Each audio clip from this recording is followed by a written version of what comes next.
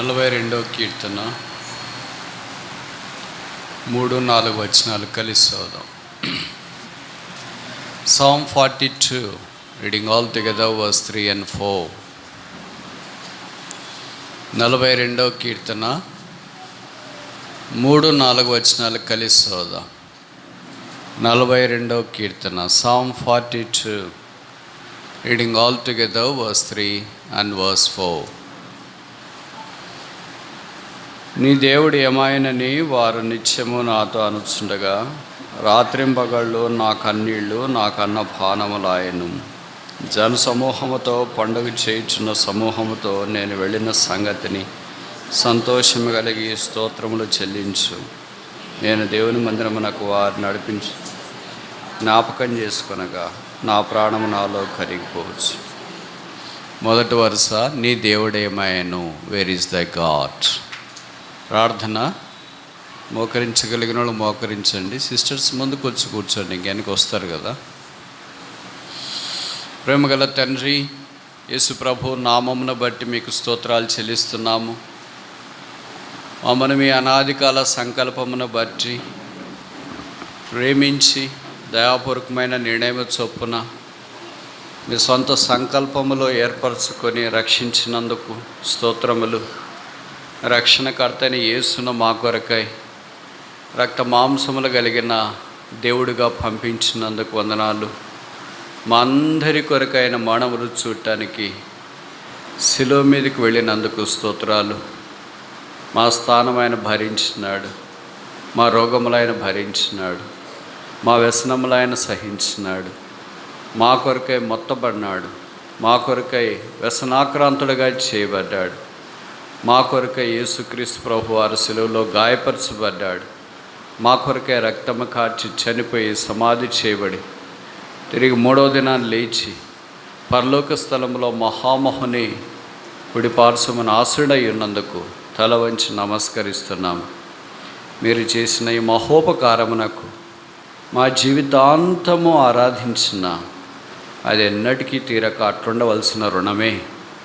అంత క్రయము మా కొరకు ఉచితముగా మీరు సెలవులో చెల్లించి మమ్మను సంపాదించుకొని నీ జనముగా, నీ ప్రజగా, నీ స్వాస్థ్యముగా, నీ వ్యక్తులుగా చేసుకున్న నీ కృప కొరకై మీకు స్తోత్రములు చెల్లిస్తున్నాం.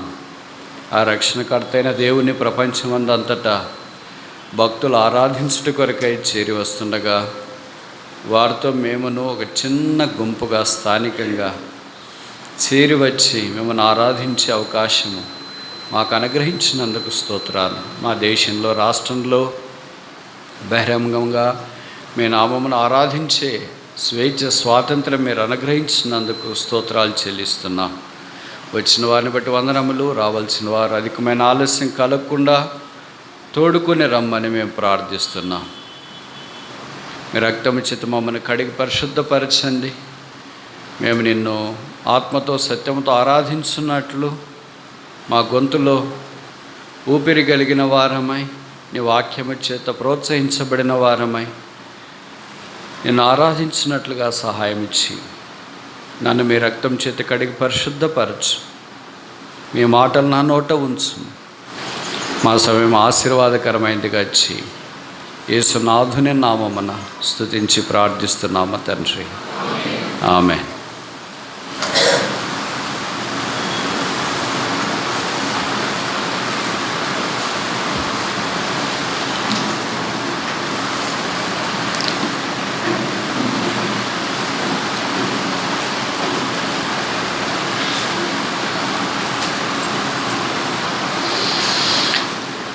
బైబిల్ వాగ్దానాల బండాగారం.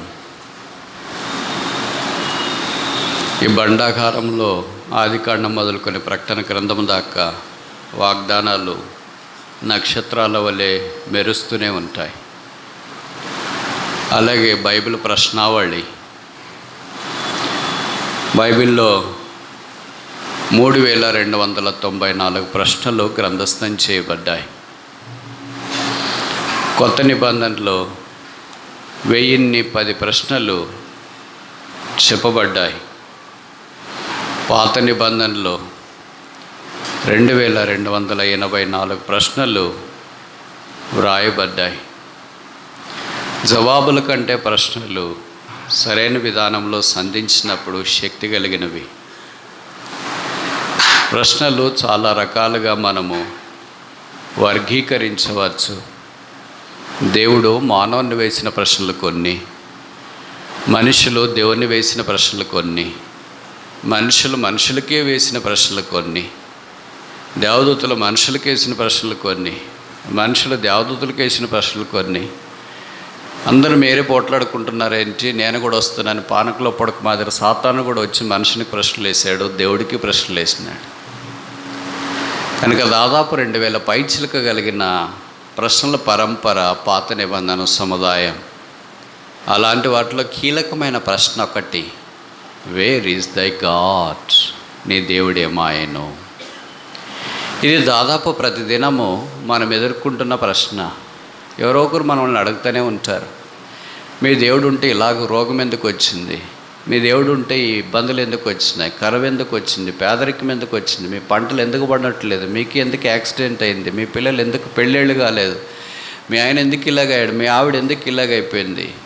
ఇలాంటి ప్రశ్నల పరంపరలో మొదటి స్థానంలో ఉందంటే భవిష్యత్తు తప్పు కాదేమో. అందుకే దేవుడు లేడు, నీ దేవుడు ఏమయ్యాడు అనే ప్రశ్న సాతాను రకరకాల ప్రజలను వాడుకొని మన ముందుకు తెస్తూ ఉంటాడు. ఆ ప్రశ్న మన దగ్గరికి వచ్చినాడు, మనకు కూడా అనుమానం తలెత్తుంది, నిజమేనా? మనం సేవించే దేవుడు దేవుడు కాదా అన్నట్లు ప్రశ్నలు మనల్ని సందేహ స్థితిలోనికి నెట్టుతూ ఉంటాయి.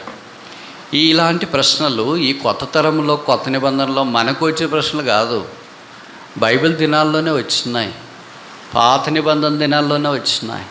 ఇంకా చెప్పాలంటే ఇశ్రాయేలీలు అరణ్య ప్రయాణం చేస్తున్న దినాల్లోనే వచ్చినాయి. ఎవరికి వచ్చినాయి, ఎలాగొచ్చినాయి, దానికి జవాబు ఏం చెప్పారు అన్నది 42వ కీర్తనలో కొన్ని విషయాలు కోరహు కుమారులు మనకు జ్ఞాపకం చేస్తున్నారు. కోరహు కుమారులు కోరహు చేసిన పాపాన్ని బట్టి చనిపోకుండా దేవుడు వారిని కాపాడాడు. ఆ భూమి నెరలు విడిచి మిరింగివేసే విపత్తు నుండి దేవుడు వారిని బ్రతికించినాడు. అంటే వారు అమానమునకు లోను కాకుండా సహాయం చేసినాడు. ఇప్పుడు సాధారణంగా ఏం జరుగుతుందో, మనం ఇంతదాకా చదువుకొని అలాగే వెళ్ళిపోతే అలాగే అనిపిస్తుంది. కానీ మన చుట్టూ ఉన్న లోకమ కాకులు కదా, వాళ్ళు ఇలాగే అంటారు, ఏంటి మీ నాన్నగారు చనిపోయారు, అందరూ ఉన్నారు కదా, దాతాము అభిరాము మీ నాన్నగారు, మీ ముగ్గురే చనిపోయారేంటి, కోరహు చనిపోయాడేంటి, మిగతా వాళ్ళు ఉన్నారు కదా, అందరు తప్పులు చేశారు కదా. బైబిల్లో రాయబడింది, అందరూ సణక్కునేరు, ఒక ఇద్దరు తప్ప 6 లక్షల కాల్బలంలో 5 లక్షల ఇంకా 99 ఆడదాకా చనిపోవాల్సిందే. మరి మీ నాన్నగారు ఎందుకు చనిపోయారు, మీరు ఏం చేశారు, చేయకూడదు నేరం చేశారా? నిజంగా మీ దేవుడు మీ నాన్నగారిని చంపేసి మిమ్మల్ని అనాథులుగా చేశాడు, మీ దేవుడు ఏమాయను? ఇది కోరహు కుమారులు ఎదుర్కొన్న ప్రశ్న. దానికి కోరహు కుమారులు ఆ ప్రజలకు ఎలాంటి జవాబు చెప్పినారో ఈ కీర్తనలో మనం చూస్తాం. సాధారణంగా లోకంలో మనకు విపత్తు వచ్చినప్పుడు మనం 2 రకాలుగా దేవుడికి స్పందిస్తాం. మొదటిది, దేవుడు నాకు అన్యాయం చేసినాడు కనుక దేవుడిని నేను నమ్మను. రెండవది, యోబు వల్లే దేవుడికి ఇంకా దగ్గరగా వస్తాం. కోరహు కుమారుల వల్లే దేవుడిని స్తుతించడానికి పూనుకుంటాం. మనలో ఎక్కువ మంది మొదటి చేస్తామా రెండవది చేస్తామా? మనలో ఎక్కువ మంది మొదటి చేస్తామా రెండవది చేస్తామా? Very good. మీరు ఎంత యథార్థంగా చెప్తున్నందుకు మిమ్మల్ని అభినందిస్తున్నా. మనలో చాలామంది మొదటిదే చేస్తాం. దేవుడు నాకు అన్యాయం చేశాడు, మా ఆయన ఇలాగ అయిపోయాడు, మా ఆవిడ ఇలాగ అయిపోయాడు, మా పిల్లలు ఇలాగ అయిపోయారు, మా మీద పగబట్టినట్లున్నాడు, మమ్మల్ని విడిచిపెట్టినట్లున్నాడు, మమ్మల్ని పట్టించుకోవట్లేదు, అంతా మాకు ఇలాగ అయిపోయింది. చూడు పక్కన వాళ్ళు ఎంత బాగున్నారు, వాళ్ళ మధ్యనికి వస్తారు, వాళ్ళ బెత్తస్తాకి వస్తారు, వాళ్ళని చేస్తున్నారు, అన్నీ ఇంకా లోకంలో వాళ్ళు గెలిచిపోతున్నారు, అయినా అన్నీ వాళ్ళకి సమయానికి జరిగిపోతున్నాయి, మాకు జరగట్లేదేంటి, ఏంటో దేవుడు మమ్మల్ని విడిచిపెట్టాడు, ఇంకేం చేస్తానులే, ఏం వాక్యం చదివితే, ఏం ప్రార్థన చేస్తే, ఏం సువార్త చేస్తే, ఏం చేస్తానులేండి అని సాధారణంగా దేవునికి దూరం అవుతాం. అది చాలామందిని చేసేది. కానీ కోరహు కుమారులు అలాగ చేయలేదు, దేవుడికి ఇంకా దగ్గరకు వచ్చి. మీ దేవుడు ఏమైనా అని అంటున్నారు కదా, మా నాన్నగారు చనిపోయారని, మా నాథలు ఏమని అంటున్నాం కదా. కానీ దేవుడు ఆ కోర కుమారులు చేసిన దీనిని బట్టి దాతాము కుమారులు, అభిరామ కుమారులు వాళ్ళ కీర్తనలు లేవు కదా ఇక్కడ. కోర కుమారుల కీర్తనలు ఎందుకున్నా? వాళ్ళు కూడా చనిపోయారు కదా. వాళ్ళు బహుశా రెండో రకంగా స్పందించినారేమో, దేవుడు మా నాన్నని ఇలాగ చేసేసాడు అని, దాతాము అభిరామ వాళ్ళు. కానీ కోర కుమారులు మాత్రం మొదటి రకంగా స్పందించినారు కనుక కోర కుమారుల కీర్తనలు మనకు కీర్తన గ్రంథంలో తరచూ ప్రోత్సాహాన్ని ఇస్తాయి. అలాంటి జవాబు వారు ఇవ్వటానికి చేసిన ప్రయత్నమే 42వ కీర్తన. నీ దేవుడు ఏమాయనే. ఇప్పుడు నేను కొన్ని ప్రశ్నలు అడుగుతా, జవాబు చెప్పండి. ఈ మాట బైబిల్ ఎన్నిసార్లు రాశారు? మొదట ఎక్కడ రాశారు? చివరికి ఎక్కడ రాశారు? కీర్తనలు ఎన్నిసార్లు రాశారు? ఇక్కడ మనం చదువుకునేది ఎన్నోసారి. నేను ఎందుకు ఇవన్నీ అడుగుతున్నానంటే, ఈ ప్రశ్న దాదాపు మనలో చాలామంది ఎదుర్కొంటాం. నువ్వు ఫెయిల్ అయ్యావు కదా, మీ దేవుడు ఏమయ్యాడు? పెళ్లి కాలేదు కదా, మీ దేవుడు ఏమయ్యాడు? మరి నువ్వు రక్షించబడితే మీ వాళ్ళంతా రక్షించబడాలి, అందరికి రావాలి కదా, రావట్లేదు కదా, ఏమయ్యాడు మీ దేవుడు? నోరు తెరిస్తేనే ఇదే మాట్లాడతారు వాళ్ళు. కానీ పరిశుద్ధాత్మ దేవుడు ముందుగానే మనలాంటి వాళ్ళ కొరకు ప్రోత్సాహకరంగా ఈ మాటలు రాసినాడు. అంటే ఈ ప్రశ్న ఎదుర్కొనేది మనమే కాదు, బైబిల్ దినాల్లో కూడా చాలామంది ఎదుర్కొన్నారు. మీకు తెలుసు అనుకుంటే ఈ మాట బైబిల్లో కనీసం 5 సార్లు రాశారు, 5 times. ఇప్పుడు 5 సార్లు ఎక్కడెక్కడ రాశారు, ఏమేమి జ్ఞాపకం చేస్తుంది అవి నేను చెప్పను, ఎందుకంటే టాపిక్ మారిపోద్ది. అని మొదటిసారి ఎక్కడ రాశారు తెలుసా? ఇక్కడే. బహుశా సంఖ్యాకాండం యొక్క చరిత్రకు సంబంధించిన సంగతులు అయి ఉండొచ్చు. కీర్తనలోనే నాకు తెలిసి ఈ మాట 3 సార్లు రాశారు కనీసం. ఆ తర్వాత మనకు పరిచయం ఉన్నట్లు యావేలో మీకాల్లో కూడా ఈ మాటలు కనిపిస్తాయి. ఈ మాట పాత నిబంధనలో మాత్రమే 5 సార్లు రాశారు. ఇప్పుడు ఒక ప్రశ్న అడిగితే, ఎందుకు ఈ మాట కొత్త నిబంధనలో రాయలేదు? యేసు ప్రభువు భూమి మీదకి దిగి వచ్చిన కాలము సంపూర్ణమైనప్పుడు దేవుడు తన కుమారుణ్ణి పంపాను. యోహాను సువార్త 1వ అధ్యాయం 14వ వచనంలో లేదా 12వ వచనంలో ఆ వాక్యం శరీరధారి ఏ కృపాసత్య సంపూర్ణంగా 14లో మన మధ్య నివసించెను. యేసు ప్రభువే దేవుడు మానవుడిగా ఈ భూమి మీదకి దిగి వచ్చినాడు. అందుకే మనుషుడు నిరుత్తరుడయ్యాడు. Where is thy God? నీ దేవుడు ఏమైనా అనే ప్రశ్నకు మనుషునికి అనూహ్యమైన జవాబు దొరికింది. పశువుల తొట్టులో పరండబెట్టబడిన యేసు, భూమి మీద సంచరించిన యేసు, అలాగే శిలువ మీద వేలాడదీయబడిన యేసు, సమాధులు ఉంచబడిన యేసు, ఆరోహణమైన యేసు, పరలోక స్థలములో ఆసనుడైన యేసు. ఆ యేసును ఆరాధించుట కొరకై ఆరాధికులుగా ఇప్పుడు మనం చేరి వచ్చినాం. ఆరాధనకి వెళ్ళక మనపు కోర కుమారుల ఆ ప్రశ్నకు వేర్ ఈజ్ దై గాడ్? నీ దేవుడు ఏమాయన అన్నదానికి వారు ఏం జవాబు చెప్పారు? అసలు నా దేవుడు ఏమాయనాడో చెప్పక మనపు అసలు నా దేవుడు ఎలాంటి వాడో మీకు చెప్పడానికి ప్రయత్నం చేస్తా అని 42వ కీర్తనలో దేవుని యొక్క సుగుణాల సంపదను 5 విధాలుగా ఆయన రాసిబోసి వివరించిన తీరు చూడటానికి ప్రయత్నం చేస్తాం. మొదటిది 42వ కీర్తన, సామ్ 42.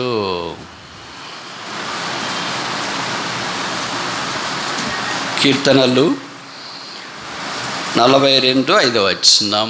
Sam 42 verse 5. నా ప్రాణమా నీవేళ కృంగి ఉన్నావు, నాలో నీవేళ తొందరపరుచున్నావు. దేవుని యందు నిరీక్షించుము, ఆయనే నా రక్షణకర్తగు నా దేవుడు. ఎలాంటి దేవుడు? నీ దేవుడు ఏమైనా? అసలు నా దేవుడు ఏంటి? రక్షణకర్తగు దేవుడు, గాడ్ ఆఫ్ సాల్వేషన్. మనుషునికి అవసరమైనవన్నీ భవిష్యత్ భూమి మీద ఉండొచ్చు, కానీ రక్షణ యెహోవాదైన బైబిల్లో రాయబడింది. Salvation belongeth unto the Lord. ఆ రక్షణ మనకి ఇటు కొరకై మత్తయి సువార్త 1:21 ప్రకారం తన ప్రజలను వారి పాపంలో నుండి ఆయనే రక్షించిన కనుక ఆయనకు యేసు, ఆయన రక్షకుడిగా ఈ భూమి మీదకి దిగి వచ్చినాడు. పాపము చేత పట్టబడిన మన అందరం విడుదల లేకుండా ఎఫెసీ పత్రిక 2వ అధ్యాయం 6వ వచనంలో చెప్పబడినట్లు అపరాధముల చేత చచ్చి ఉండగా యేసుక్రీస్తు ప్రభువు వారు మనల్ని బ్రతికించుట కొరకై దేవుడు మానవుడుగా ఈ భూమి మీద అవతరించి జీవించి పాపం లేనివాడిగా జన్మించి జీవించి పాపముగా చేయబట్టడానికి శిలువ మీదకి వెళ్ళి రక్తం కార్చి చనిపోయి సమాధి చేయబడి తిరిగి 3వ దినాన్ని లేచినాడు. పాపలమైన మనం ఆ సిలువ దగ్గరికి వచ్చినప్పుడు త్రాహిమాం క్రీస్తునాథ శరణం శరణం శరణం అని శరణజొచ్చినప్పుడు పాపులకు ఆయన ప్రాణదానం చేసినాడు, పాపక్షమాపణ ఇచ్చినాడు. మన పాపముల కొరకైన క్రయధనం బైబిల్లో రాయబడింది కదా, 49:9 అనుకుంటా కీర్తనలో, వారి ప్రాణ విమోచన క్రయధనం గొప్పది, అది ఎన్నటికీ తీరక అంతటి క్రయాన్ని ఆయన శిలువలో మన కొరకు చెల్లించి రక్తం కాచి చనిపోయి సమాధి చేయబడ్డాడు కనుక మన పాపలు మనం గుర్తించినప్పుడు శిలువ దగ్గరికి వచ్చినప్పుడు శిలువలో నుండి ప్రవహించే రక్తపు నదిలో కడిగి శుద్ధీకరించబడి పరిశుద్ధపరచబడి ఆయన జనముగా స్వాస్థ్యముగా ప్రజలుగా దేవుని యాజకులైన రాజులుగా చేయబడి ఆయన కుమారులుగా కుమార్తెలుగా మనం మార్చబడ్డా. ఇది దేవుని యొక్క భిక్ష,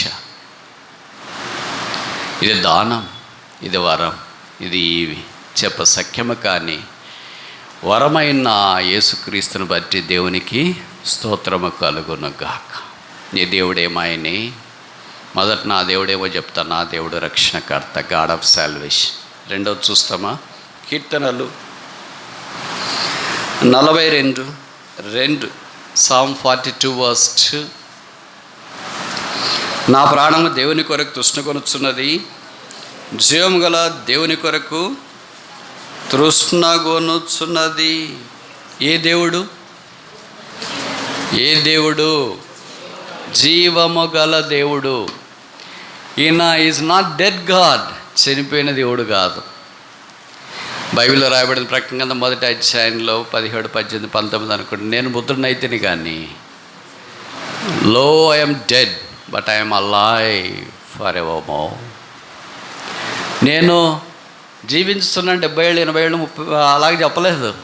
ఐఎమ్ అలైవ్ ఫర్ ఎవర్, యుగాయుగములు. మనం జీవిస్తున్న ఎంత మన ఆయుష్ ఉంటుంది, 70, 80, 90 100. బట్ ఆయన ఆయుష్ అలాంటిది కాదు, ఆయన యుగ యుగములు జీవించేవాడు. అందుకే మోషే అన్నాడు, తరతరములు మా నివాస స్థలమైన వాడు దేవుడు. కనుక ఈయన జీవం ఇచ్చుట కొరకే వచ్చినాడు. జీవం ఎవరికి కావాలా? జీవం ఎవరికి కావాలి? నిర్జీవులకు. ఎవరు? మనమంతా నిర్జీవులమై ఉంటాం. బైబిల్లో రాయబడింది కదా, మత్తయి యోహాను సువార్త 5:24 అనుకుంటాను, నా మాట విని నన్ను పంపిన వాని యందు విశ్వాసం ఉంచు ప్రతి వాడును తీర్పులోనికి రాక మరణములో నుండి ఎక్కడికి? జీవంలోనికి ఎగిరిపోయాడా?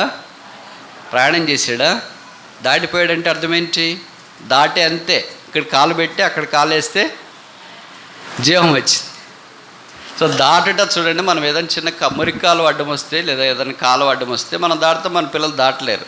వాళ్ళు డాడీ మమ్మీ అని చేయబట్టుకుంటే మనం లాగేస్తాం. ప్రభువు కూడా మనల్ని అలాగే దాటకుండా మనం అలాగే నిలబడిపోయినప్పుడు యేసు ప్రభువు అంటే ఆయన చేయబట్టుకొని దాటించి ఎంత తేలికిది. మరణంలో నుండి జీవంలోనికి దాటినాడు. వాక్యంలో రాయబడింది కదా, మనము దేవోగ్రతకు పాత్రలమై ఉన్న పిల్లలం. ఇలాంటి మనకు ఆయన జీవమిచ్చటి కొరకాయ జీవము గల దేవుడుగా దిగివచ్చాడు. లివింగ్ గాడ్, జీవము గల దేవుడు. ఇప్పుడు ఒక ప్రశ్న అడగొచ్చా? జీవము గల దేవుడు అనే మాట బైబిల్ ఎన్నిసార్లు రాశారు? మొదటి ఎక్కడ రాశారు? చివరికి ఎక్కడ రాశారు? ఇది ఎక్కడా? ఎందుకు ఇవన్నీ అడుగుతున్నాను అని అంటే, ఇది క్విజ్ అని కాదు. దీనిని బట్టి దేవుడు మన విషయమై ఎంత ప్రేమ కలిగి ఉన్నాడు, ఎక్కడ ఎలాగూ నిర్జీవులమైన మనల్ని జీవం కలిగించుట కొరకే వచ్చినాడు. ఆయన పేరే జీవాధిపతి. ఆయన నిర్జీవి కాదు. లోకంలో చాలా నిర్జీవమైనవి మనం చూస్తాం. యేసులో నిర్జీవమైనది విషమంతా కూడా లేదు. ఆయన జీవాత్మ. ఆయన మంటిలో నుండి బొమ్మను తయారు చేసి మనుషుని తయారు చేసిన తర్వాత వాని నాసికారంధ్రముల్లోనికి ఏ వాయువు? మన వాయువు ఏంటి?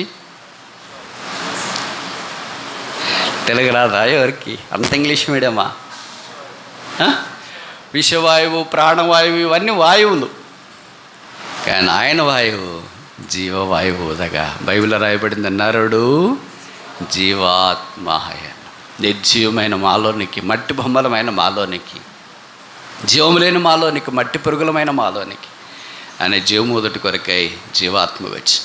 అయితే పాపాన్ని బట్టి మనం ఆ జీవాన్ని కోల్పోయి ఉన్నప్పుడు, నిర్జీవులమై ఉన్నప్పుడు, సజీవుడైన యేసు ఆ శిలువ మీదకి వెళ్ళి మన కొరకే జీవము కలిగిన వాడుగా తిరిగి లేపబట్ట కొరకాయి ఆయన మరణాన్ని అందరి కొరకే రుచి చూచినాడు. మనలో చాలామంది చాలా రుచి చూచిన వాళ్ళు ఉన్నారు, కానీ ఒక్కటి మాత్రము ఏ మనుష్యుడు 6000 సంవత్సరాల మానవ చరిత్రలో రుచి చూడలేదు. మీకు బిర్యానీ అంటే ఎలాగుంటుందో రుచి తెలుసు, పస్తుంటే ఎలాగుంటుందో రుచి తెలుసు, ఫెయిల్ అయితే ఎలాగుంటుందో రుచి తెలుసు, పాస్ అయితే ఎలాగుంటుందో రుచి తెలుసు, ఉద్యోగం వస్తే ఎలాగుంటుందో రుచి తెలుసు. ఇలా పిల్లలు తల్లిదండ్రులు అంటే వాళ్ళ అమ్మగారు నాన్నగారు అయిన తర్వాత పిల్లలు కన్న తర్వాత ఎలాగ సంతోషం ఉంటుందో రుచి తెలుసు, రిటైర్డ్ అయితే ఎలాగుంటుందో తెలుసు, జ్వరం వస్తే ఎలాగుంటుందో తెలుసు, కరోనా వస్తే ఇంకెలాగుంటుందో అందరికంటే బాగా తెలుసు. ప్రధానికి కొద్దిగా రుచి మనం చూసినాం, అయితే మరణాన్ని మాత్రం ఎవరు రుచి చూడలేదు. ఒకే ఒక్కడ మరణాన్ని రుచి చూడటానికి భూమి మీదకి వచ్చినాడు, మరణాన్ని ఓడించినాడు, మరణాన్ని జయించినాడు. ఓ మరణమా నీ ముల్లెక్కడ, ఓ సమాధిని విషయం ఎక్కడ, మరణముల పాపమునకున్న బలము ధర్మశాస్త్రమే. మరణం ఆయన బంధించలేకపోయింది, సమాధి ఆయన బంధించలేకపోయింది, ప్రేత వస్త్రాలు ఆయన బంధించలేకపోయింది, రోమా సైనికులు ఆయన బంధించలేకపోయినారు, పిలాతు ఆయన బంధించలేకపోయినారు, అన్న కైప అధికారులు ఆయన బంధించలేకపోయినారు. ఆయన తిరిగి లేచినాడు. అందుకే బైబిల్లో మనం చూస్తాం, ఆయన జీవాధిపతి అయిన దేవుడు, జీవము గల దేవుడు, జీవం ఇచ్చటి కొరకు వచ్చినాడు. జీవం విలువ ఎవరికి తెలుస్తుంది? స్వేచ్ఛ విలువ ఎవరికి తెలుస్తుంది? బంధకాల్లో ఉన్నవాడికి. నిద్ర విలువ ఎవరికి తెలుస్తుంది? నిద్ర రాని వాళ్ళకి. అన్నం విలువ ఎవరికి తెలుస్తుంది? డబ్బు విలువ ఎవరికి తెలుస్తుంది? పేదవాడికి. పాస్ విలువ ఎవరికి తెలుస్తుంది? ఫెయిల్ అయిన వాళ్ళకి. ఇంకిలాగా మనం అన్నీ చూస్తూ ఉంటే ప్రతిదానికి విలువ తెలియాలంటే ఆ పరిస్థితికి వెళ్ళాలి. ప్రాణం విలువ ఎవరికి తెలుస్తుంది? చనిపోయిన వాడికి. కొరక కుమారులు వాళ్ళ నాన్నగారు చనిపోయారు కనుక వీళ్ళకి వాళ్ళ నాన్న ప్రాణం ఎంతో తెలుసు. అందుకనే దేవుడు వారికి ఏం జ్ఞాపకం చేస్తున్నాడు? మీ భౌతికమైన తండ్రి చనిపోయాడు, కానీ జీవం ఇచ్చటి కొరకే జీవము గల దేవుడుగా నేను మీ మధ్యలో ఉన్నా. సరే, ఇప్పుడు ఒక ప్రశ్న అడగవచ్చా? దిస్ లివింగ్ గాడ్, జీవము గల దేవుడు అనేది ఎన్నిసార్లు రాశారో అడిగాను కదా, మీరు చెప్పట్లేదు. మొదట ఎక్కడ రాశారో అది కూడా చెప్పట్లేదు. ఆఖరి ఎక్కడ రాశారో అడిగాను, అది కూడా చెప్పట్లేదు. పోనీ ఇదైనా చెప్పండి, కీర్తనలు ఎన్నిసార్లు రాశారు? అంటే మీరు బైబిల్ చదవట్లేదు, వస్తున్నారు, కూర్చుంటున్నారు, చెప్పేది వింటున్నారు, ఎవరి దాన్ని వాళ్ళు పోతున్నారు, సోమవారం నుండి శనివారం దాకా మీ పనులు మీరు చేసుకుంటున్నారు, మళ్ళీ ఆదివారం వస్తున్నారు, మళ్ళీ కూర్చుంటున్నారు, వింటున్నారు, మళ్ళీ బల్లలో పాల్పొందుతున్నారు, మళ్ళీ వెళ్తున్నారు, మళ్ళీ వస్తున్నారు. ఇలాగ వారాలు సంవత్సరాలు గడిచిపోయినాయి కదా. అంటే జీవం ఉందని అర్థమా లేదని అర్థమా? మరి అంత ఒప్పుకోవద్దండి ప్రతిరోజు. కీర్తనలో 2 సార్లు ఇది రాయబడింది తెలుసా? 2 సార్లు ఎవరు రాశారు తెలుసా? కొరక కుమారులే రాశారు. ఇక్కడ మొదటిసారి రాసిన 42:2, రెండోసారి ఎక్కడ రాశారు తెలుసా? 84:2. ఈ 2 కీర్తనలు కొరక కుమారులు రాసిందే.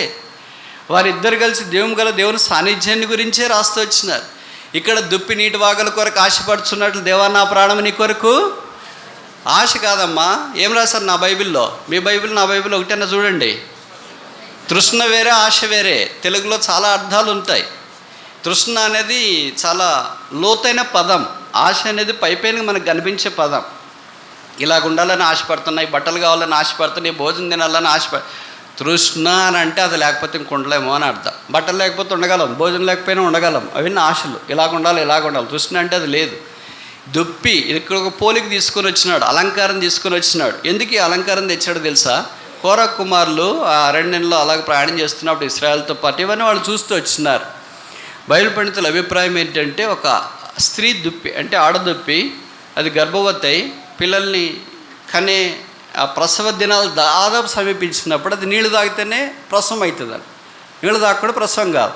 ఆ నీళ్లు తాగటానికి కొరకు ఎక్కడ దొరుకుతుందో అరణ్యంలో ఎదుగుతుంది. ఇది ఊరంటే ఎవరో ఒకళ్ళు నీళ్లు పెట్టింటారు, ఎక్కడో ఒకరితో తాగొచ్చు. అది ఇజ్రాయెల్ దేశం అలా కాదు, అంత కనచూపు మేరలో ఎడారి కనిపిస్తుంది.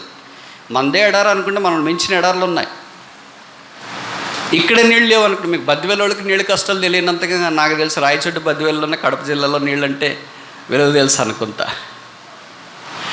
ఈ దుప్పి ఏం చేస్తుందంటే నీళ్ళు తాగాలని వెళ్తూ ఉంటుంది. దారి అలాగా అరణ్యంలో ఎడారిలో ఎండమావులు కనిపిస్తుంటే ఇది నీళ్ళు ఏమో అక్కడికి వెళ్తే లేవు, అక్కడ అలా వెళ్తూనే ఉంటుంది. దానికేమో ఇంకా పిల్లలు కనేయాలా, కానీ నీళ్ళు తాగితే కానీ జరగదు. అందులో కనబడకుండా ఒక ఒయాసిస్ లాంటిది కనిపిస్తుంది.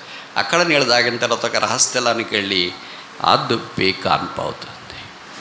ఇది కోరహ కుమారులను పట్టేసింది. అంటే ఇది లేకపోతే ఇంక ప్రాణం లేదు. నీళ్ళు లేకుండా నేను ప్రాణాన్ని బయటికి తీసుకురాలేను. ప్రాణం బయటికి తీసుకురాలేదంటే రెండు ప్రాణాలకు నష్టం, లోపల ప్రాణానికి బయట ప్రాణానికి. అది జీవం. అలా ఒక విశ్వాస క్రీస్తు కొరకు తృష్ణ గుణాలని జ్ఞాపకం చేయబడతాం. నీ దేవుడేమాయన అని అంటున్నారా? అసలు నా దేవుడి సంగతి మీకు చెప్తా. ఆయన రక్షణకర్తకు గాడ్ ఆఫ్ సాల్వేషన్. రెండవది జీవము గల దేవుడు. మూడవది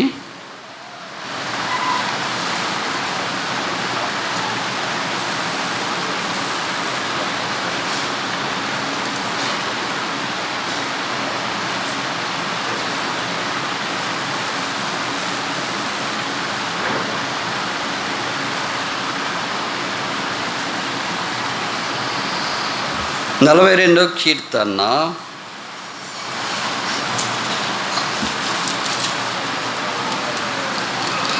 8. Psalm 42 verse 8.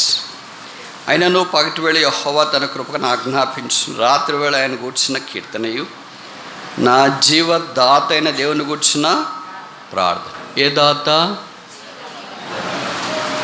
మనకు చాలామంది దాతలు ఉంటారు. దాతలు ఉన్నారంటే అర్థం ఏంటి? దాతలు ఉన్నారు అని అంటే అర్థం ఏంటి? తెలుగు రాదు. ఎవరు? అందరు ఇంగ్లీష్ మీడియమా?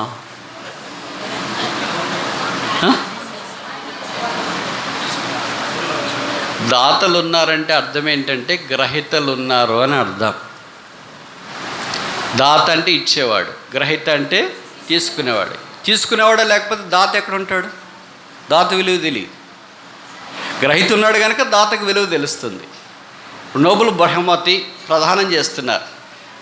గ్రహీత తీసుకునేవాడే లేకపోతే దాత నోబుల్ బహుమతులు ఎన్నో పెట్టుకొచ్చి తీసుకునేవాడు లేకపోతే ఏం లాభం ఉంది? కనుక గ్రహీత అనేది ఉన్నాడు.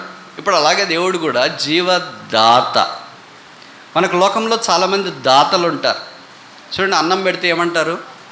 అన్నదాత అంటారు. ఎవరైనా మనం భోజనానికి పిలిచినారనుకోండి, వెళ్ళి ఫుల్గా భోజనం చేసి వెళ్ళొస్తామండి, బాగుంది భోజనం అని నోరు దుడుచుకొని అలాగే బయటకు వచ్చేస్తుంటాం కదా. అలాంటి వాళ్ళకి మనం ఏం చెప్పాలా? అన్నదాత సుఖీభవ. ఇంత చెప్తామా? థ్యాంక్స్ చెప్పేదే కష్టం. తిని పరగని ఎవరి దారిని వాళ్ళు, ఎవరు స్కూటర్ వాళ్ళు, ఎవరు సైకిల్ వాళ్ళు, ఎవరు షేర్ ఆటో వాళ్ళు పట్టుకొని పరుగు. అన్నదాతకి కృతజ్ఞత చెప్పకపోతే జీవదాతను గురించి ఆరాధన చేస్తారు అనుకోవడం శోచనీయం. అన్నము ఎవరైనా పెట్టవచ్చు, అన్నదాతలు ఎవరైనా కావచ్చు. వస్త్రదాత, బట్టలు ఇస్తే, నాకు ఒక జత బట్టలు లేవండి, ఎవడన్నా ఇవ్వండి అంటే ఎవడన్నా ఒక జత బట్టలు ఇచ్చినారు. అబ్బా చాలా మంచిదండి, వాళ్ళు బట్టలు ఇచ్చినారు. అన్నదాత సుఖీభవ. అలాగే వస్త్రదాత అని అంటారు. ఇంకా ఈ మధ్యలో ఒకటి వచ్చి రక్తదాత. ఎవరికైనా రక్తము అవసరమున్నా లేకపోతే ఇంకేదైనా ఇబ్బందులు ఉన్నా రక్తాన్ని దానం చేసేవాడు. మనకి పిల్లలు కూడా యవనస్తులు కనిపిస్తూ ఉంటారు. రక్తదాత. ఇంకా కొంతమంది దాతలు వచ్చినారు. అవయవదాత. శరీరంలో ఏదైనా అవయవాలు వాళ్ళకి ఇంక ఉపయోగకరం కావు అని అనుకున్నప్పుడు వేరే వాళ్ళకి దానం చేస్తారు. స్థలాలు దానం చేస్తున్న, మందిరం కట్టుకోవాలా లేదా పొలం కొనుక్కోవాలా, అది స్థలదాత. ఇలాగ చాలామంది దాతలు ఉంటారు. కానీ ప్రాణదాత జీవదాత ఒక్కడే. మనలో చాలామంది ఈ దాతలుగా ఉండొచ్చు. స్థలదాతగా ఉండొచ్చు, దాతగా ఉండొచ్చు, ప్రాణదాతగా ఇదేంటి అవయవదాతగా ఉండొచ్చు, వస్త్రదాతగా ఉండొచ్చు. ఇలాగ రకరకాల దాతలుగా ఉండొచ్చు. కానీ ఏంగా ఉండలేము? జీవదాతగా మనం ఉండలేము. జీవాన్ని ఇయ్యలేము. ఎందుకంటే మన జీవన సంగతి మనకు తెలియట్లేదు. అందుకే మీకు బాగా తెలుసు అనుకుంటా, కరోనా వచ్చిన దినాల్లో ఫస్ట్ వేవ్, సెకండ్ వేవ్ ఇలాగ వచ్చి ప్రపంచాన్ని అతలాకుతలం చేసిన దినాల్లో మన దగ్గర డబ్బులున్నా, బలగమున్నా, అంబులెన్స్ ఉన్న, హాస్పిటల్స్ ఉన్న, మెడిసిన్ ఉన్న, డాక్టర్లు ఉన్న, సహాయం చేసేవాళ్ళు ఎంతోమంది మనుషులు రావడానికి వచ్చిన, ఒకవేళ మన తాతయ్యనో అమ్మమ్మో ఎవరో బాగాలేకపోతే, మన కళ్ళు ఎదుటే బాగాలేకపోతే సరే అంబులెన్స్ పిలిపించినా తీసుకెళ్ళాము, హాస్పిటల్లో పెట్టినాం, డాక్టర్లు ఉన్నారు, ఫార్మసీ ఉంది, అన్నీ ఉన్నాయి, చూస్తున్నారు. సిలిండర్లు కూడా తెచ్చినారు, ఆక్సిజన్ అన్నీ చూస్తున్నారు. సరేనండి, ఏంటి ఎలాగుంది మా తాతయ్యకి, ఎలాగుంది మా అమ్మమ్మకి అంటే 24 గంటలు అబ్జర్వేషన్లో పెట్టామండి, అయిపోయిన తర్వాత కానీ మేము చెప్పలేమో అని అంటారు. 24 గంటలు కదా అని మనం అనుకుంటూ ఉంటాం. బయట కూర్చొని వెయిటింగ్ హాల్లో చల్లగా మధ్యలో నుంచి సావుకవర్ చెప్పిపోతారు, ఏం లేదండి అంత అయిపోయింది, రెడీ చేసుకోండి, తీసుకెళ్ళండి ఇంటికి. డబ్బులున్నాయి, పలుకుబడి ఉంది, రాజకీయం ఉంది, అధికారం ఉంది, ఆస్తి ఉంది, అంతస్తు ఉంది, కులం ఉంది, గౌరవం ఉంది, సాంప్రదాయం ఉంది, పద్ధతులు ఉన్నాయి, అన్నం ఉంది, బట్టలు ఉన్నాయి, ఆ బంగారం ఉంది, వెండి ఉంది, వజ్ర వైడూర్య మరకత మాణిక్య నీళ్ళ కెంపులు పచ్చలు ఉన్నాయి. ఏమి లేదో జీవం. బయట చాలా షాపులు చూశారు కదా, బంగారు షాప్, వెండి షాప్, బట్టల షాప్, వస్త్ర ప్రపంచం, ఇలాగ రకరకాల రక్త నిధి, ఇలాంటివన్నీ చూసిండే. ఎక్కడైనా ప్రాణనిధి, ప్రాణ షాపు చూసారా?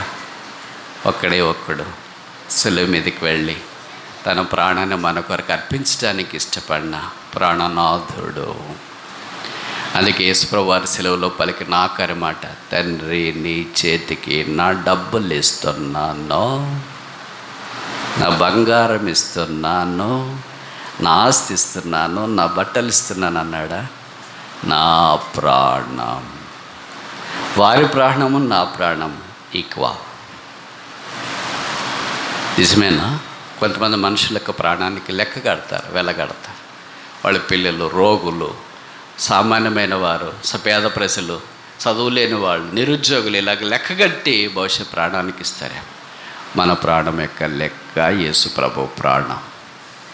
మన ప్రాణము ఈజ్ ఈక్వల్ టు యేసు ప్రభు యొక్క ప్రాణం. యేసు ప్రభు ప్రాణము ఈజ్ ఈక్వల్ టు మన ప్రాణం. ఇంతగా మనల్ని ప్రాణము దాకా ప్రేమించి, బైబిల్లో రాయబడింది, ప్రాణము పెట్టు వరకు ఆయన మనల్ని ప్రేమించి. ఇప్పుడు ఆ ప్రాణాన్ని దాచిపెట్టినాడు, జీవాన్ని కదా. కొలస్సి 3:2 అనుకుంటా మనకు జీవమైన ఆ పాట కూడా ఒకటి ఉంది. క్రీస్తు యేసులో ఆయన మన జీవమును దాచిపెట్టాడు. మామూలుగా మనం దాచిపెడితే ఎవరికి కనపడదు అనుకుంటా. మనం దాచిపెట్టింది ఎవరికి కనపడకపోతే, దేవుడు దాచిపెడితే, క్రీస్తును బట్టి దేవుడు తనలో మనల్ని దాచుకున్నాడంట. ఇప్పుడు చూడండి, నేను బైబిల్లో కొన్ని దాచినాను, మీకు అనిపిస్తుందా లేదా? ఏం దాచినారు చెప్పండి బ్రదర్, మీ బైబిల్ని ఏంటి అంటారు కదా. దాచిన కొన్ని కనపడు. ఇప్పుడు ఏం దాచినానో తీస్తా బయటికి.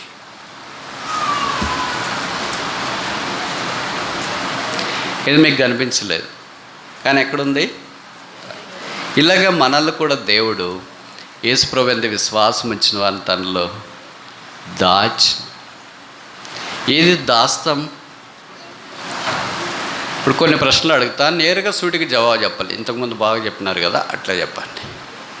మీరు ఇంట్లో నుండి మధ్యాహ్నంకి వచ్చేటప్పుడు మీ ఇంట్లో ఉన్న మసిబట్ట, పాత చెప్పులు, చీపురు బీరువాల్లో పెట్టి తాళం వేసుకుని వచ్చిన వాళ్ళు చేయొద్దండి.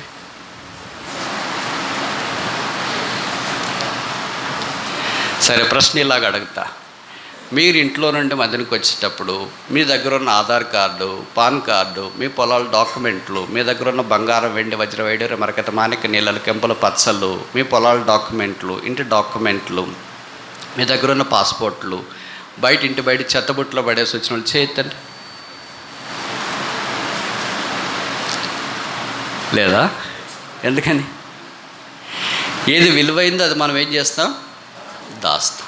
ఏది విలువ లేదో అది మనము బయటపడేస్తాం. చీపురు, పాత చెప్పులు, ఇది మసిబట్ట, ఇవన్నీ బయటపడేస్తాయి. ఎవరన్నా అన్నారనుకో, ఇంటికి దాచకపోయారా ఏంటి అంటే, బలదాని దీన్ని ఎడ దాస్తాం, ఉంటే ఉండని, వాళ్ళని తీసుకెళ్ళని అనుకుంటాం. ఉంటే ఉండని, వాళ్ళని తీసుకెళ్ళని అంటే అర్థం ఏంటి? విలువ లేదు. ఎవరు తీసుకెళ్ళకూడదు? ఆధార్ కార్డు, పాస్పోర్టు, ఇంటి డాక్యుమెంట్లు, పొలాల డాక్యుమెంట్లు, ఇవన్నీ భద్రంగా, తర్వాత ఇంకేమేమి అన్నీ ఉంటాయి, నాకు కరెక్ట్ గుర్తులేదు, పాస్ పుస్తకాలు అవి ఇవన్నీ అది మధ్యలో కొత్తగా వచ్చినాయి. అవన్నీ మనం ఎక్కడో బీరువాలోనో ట్రంక్ పెట్టలోనో ఎక్కడ పెట్టేసి దాస్తాం. ఇది ఎవరు తీసుకెళ్ళకూడదు అంటే మనకు అది విలువ కనుక మనం దాస్తాం. మనకు ఇది విలువ లేదు కనుక బయటికి పడేస్తాం. దేవుడు మనల్ని దాచిపెట్టినాడు అని అంటే కొలస్సి 3:2 ప్రకారము మనం విలువ కలిగిన వారమా, విలువ లేని వారమా? మనం చీపురు, తర్వాత ఏంటి, పాత చెప్పులు, మసిబట్టలాగా బయట పడేసేవాళ్ళమా దేవుని దృష్టిలో? లేకపోతే వజ్ర వైడూర్య మరకత మాణిక్య నీళ్ళ కెంపుల పచ్చల వలె దేవునికి ఇష్టంగా దాచిపెట్టుకున్నవాడు. మీరు దాచిపెట్టింది మీకు తెలుసు కదా. భార్య దాచిపెట్టింది కొన్నిసార్లు భర్తకు కూడా తెలియదు. లోపల బంగారం బీరువా 2 తలుపులు తెరిచి లోపలే చూస్తుంటుంది. ఎవడో కొడుకు కూతురు అన్న, మమ్మీ అంటే ఏం లేదు లేరా, తలుపులు వేసి ఎట్లా బయటకు వస్తా కాదమ్మా, ఏమో చూస్తున్నావు కదా, ఏం లేదు మొన్న బట్టలు పెట్టింటి ఇక్కడ ఉన్నాయో లేదో అని చూసినాడు. కానీ బట్టలు కాదు, వేరే చూస్తుంటా. మీరు దాచిపెట్టింది అంత భద్రంగా ఉన్నారు, మీకు అంత విలువ, అదేదో కష్టపడ్డారు కొన్నారు. యేసుప్రభు మనల్ని కొన్నది ఆయన రక్తము ద్వారా. అందుకే ఆయన మనల్ని దాచినాడు దేవునిలో. మనం దాచింది వేరే వాళ్ళు తీసుకోలేకపోయినప్పుడు దేవుడు దాచింది ఇంకెవరు తీసుకెళ్తారు? మనం ఆయన చేతిలో దాచబడి. ఇప్పుడు కోరా కుమార్ లోకానికి వేస్తున్న ప్రశ్న ఏంటంటే, మేము మా జీవము దేవుడితో పాటు దాచబడింది, ఇప్పుడు ఎవరు తీసుకెళ్తారు? మీరు. నీ దేవుడు ఏమాయను, మీ దేవుడు వేర్ ఈజ్ దై గాడ్ అని అంటున్నారు కదా. ఇప్పుడు నా దేవుని సంగతి నేను చెప్పడానికి ఆరంభిస్తున్నా. రక్షణకర్తకి దేవుడు, గాడ్ ఆఫ్ సాల్వేషన్. రెండవది లివింగ్ గాడ్, జీవం గల దేవుడు. మూడవది జీవ దాతైన దేవుడు. నాకు జీవాన్ని దానంగా చేసిన. మనమంటే నాకు బాగా తెలుసు కనుక జీవం అంటే కూడా నాకు బాగా తెలుసు. 4వ చూసి ముగిస్తామా? 42వ కీర్తన, Psalm 42.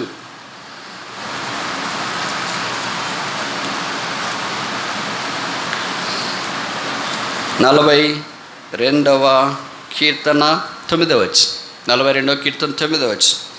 ఆయనను పగటి మన్నించండి, కావున నీవేళ నన్ను మర్చున్నావు.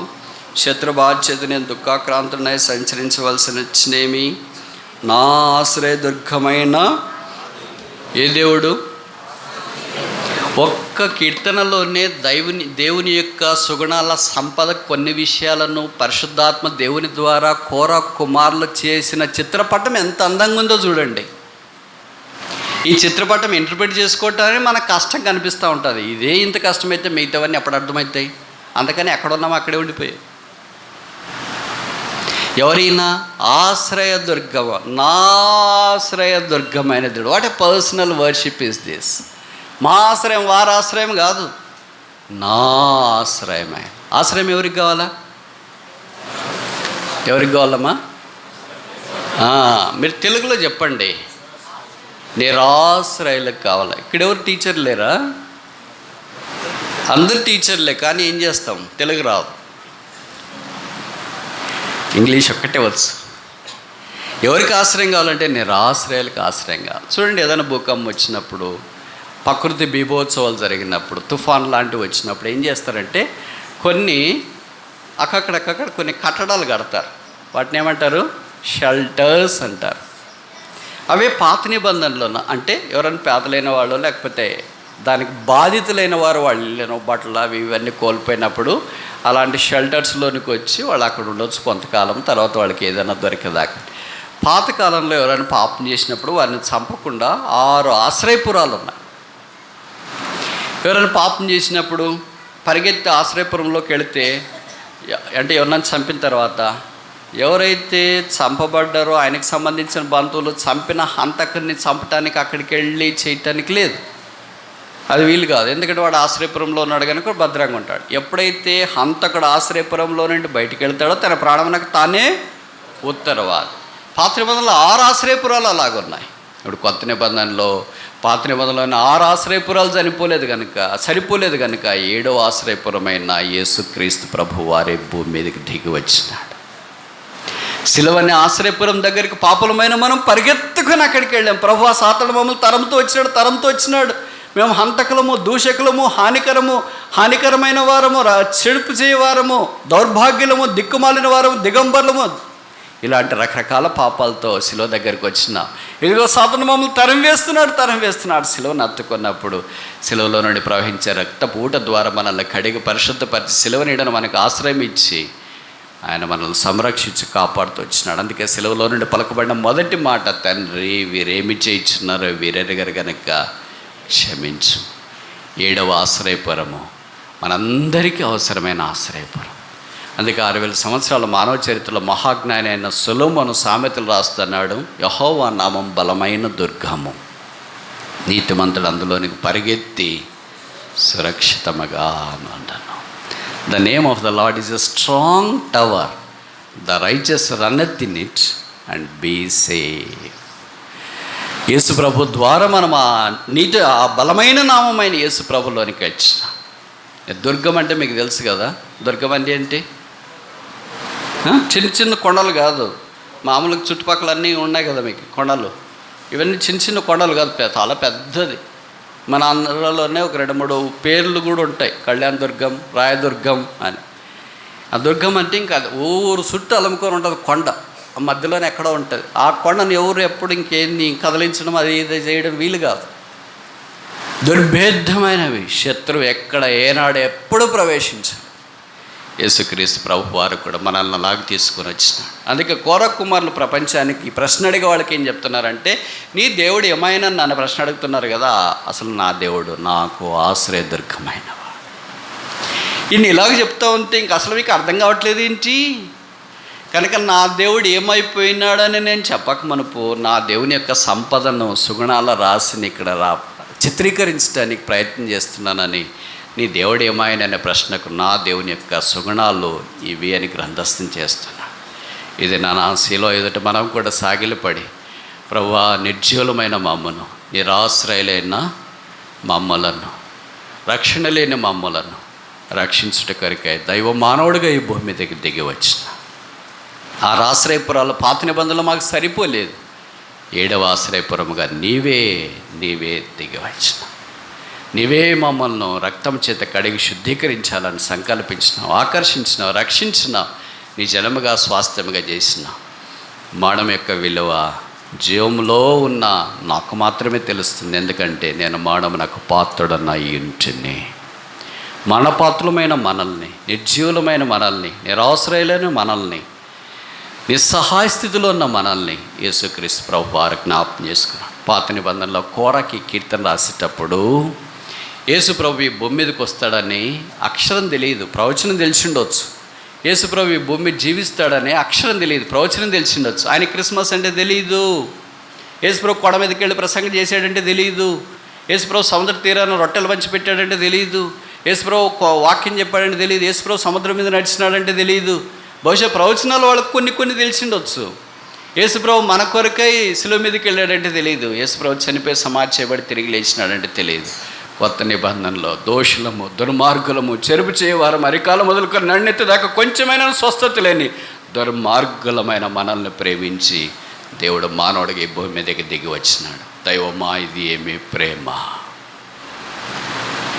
కోరహ పాపం చేసినప్పుడు, దాతాను అభిరాములు పాపం చేసినప్పుడు నువ్వు దిగి రాలేదు. వారి భూమి నెరలు విడిచి మింగేసింది. మేము పాపం చేసినప్పుడు వారికంటే దుస్థితిలో ఉన్న మేము అలాంటి దేవోగ్రతకు పాత్రలమై ఉండవలసింది. అయితే నీవు దిగి వచ్చిన, మా పాపములన్నీ సిలువలో భరించిన. యేసు ప్రభు యొక్క క్రిస్మస్ తెలియనప్పుడు, సిలువ తెలియనప్పుడు, కొండ మీద ప్రసంగం తెలియనప్పుడు, 5 రొట్టెలు 2 చేపలు పంచేది తెలియనప్పుడు, సముద్రం మీద నడిచింది తెలియనప్పుడు, సిలువను తెలియనప్పుడు, యేసు రక్తం తెలియనప్పుడు, యేసు ప్రభు యొక్క సమాధి పునరుత్థానం తెలియనప్పుడే కోరహ కుమారులు యేసుని గురించి అంత ఘనంగా ఆరాధించగలిగితే పాత నిబంధనలో, ఇప్పుడు కొత్త నిబంధనలోనికి వచ్చిన మనము యేసుప్రభు పుట్టుక మనం తెలుసు, యేసుప్రభు జీవన శైలి తెలుసు, యేసుప్రభు యొక్క బోధ తెలుసు, యేసుప్రభు యొక్క సిలువ తెలుసు, మరణ, భూస్థాపన, పునరుత్థానం, మహామహోని చెంత కుడిపార్శ్వం నాశనుడైన ఆ లోకరక్షకుడని యేసు మనకు తెలుసు. కోరహ కుమారులు ఇలాగ ఆరాధిస్తే మన సంగతి ఏంటి? మనం ఇంకెంత ఆరాధించాలా? మన జీవితాంతం ఆరాధించిన అది ఎన్నటికీ తీరక అట్టుండవలసిన రుణం. పావనుడా, మా రక్షణ కొరకై స్తోత్రములను విమోచించబడిన ఆత్మ సింహాసనం మీదట సాగిలిపడి ఆ రక్షకుని తమ ఆరాధనల సింహాసనం మీద ఆసీనుంచేయును గాక.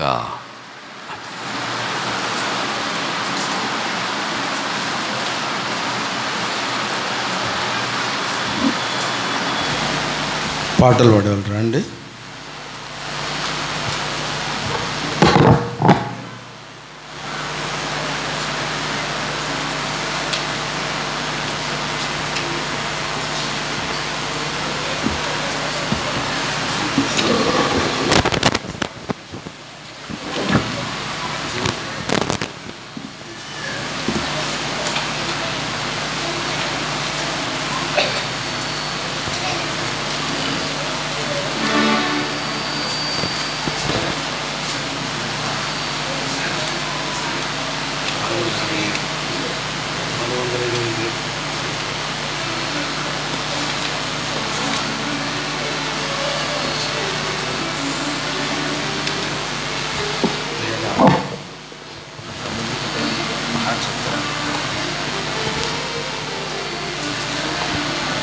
దయచేసి లేచి పాట పాడుకుందాం. ఆ సమయంలో బ్రదర్స్ వైపు సిస్టర్స్ వైపు బాగా ముందుకు స్థలాలు సర్దుకోండి. జనార్దన్ వెళ్ళి, రాము వెళ్ళి సర్దండి.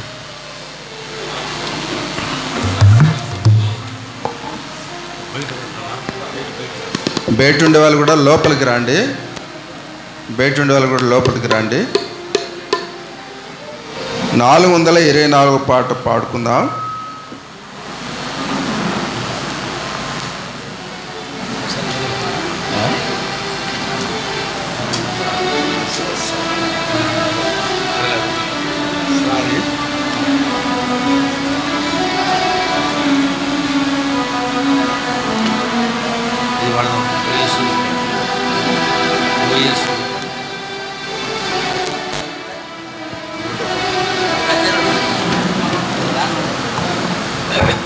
పాట సంఖ్య 111. పాట సంఖ్య 111. ఓ యేసుని ప్రేమ పాడుకుందాం. స్థలాలు బాగా ముందుకు సర్దుకోండి. పల్లవి మొదటి వచనం, రెండవ వచనం పాడుకుందాం. రెండవ వచనం పాడేటప్పుడు చిన్నపిల్లలు, సండే స్కూల్ పిల్లలు సండే స్కూల్ వెళ్ళండి. యవనస్తులు కూడా యూత్ మీటింగ్ పైకి వెళ్ళండి. పల్లవి మొదటి 2 వచనాలు పాడుకుందాం. ఓ యేసుని ప్రేమ ఎంతో మహనీయమో, ఆకాశతార పర్వత సముద్ర ములకన్న గోపారి. ఆకాశతార పర్వత సముద్ర ములకన్న గోపారి. ఓ యేసుని ప్రేమ ఆగమ్యానందమే, హృదయము నిండెను ప్రభుని కార్యములు, గంభీరమైనవి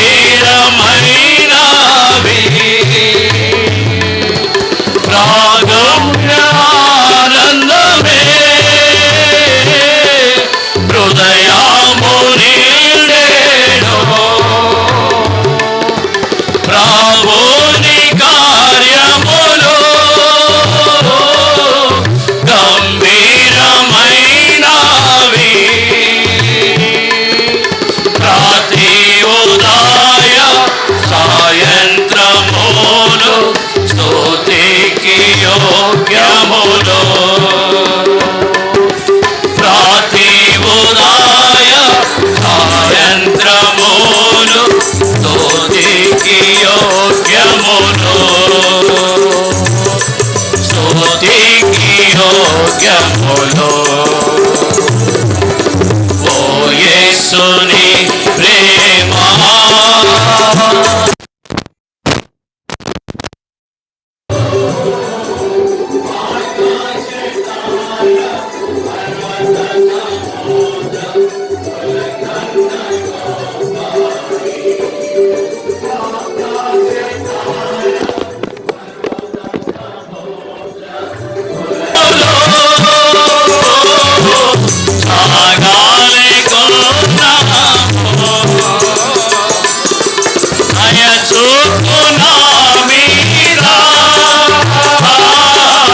హరినేను మొరపెట్టగా,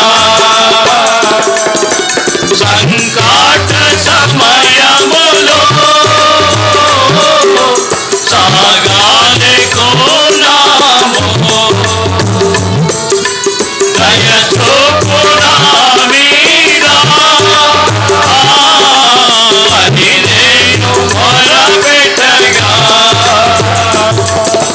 వింటినంటివి నా మొరకు ముందే తోడాను నంటివి. వింటినంటివి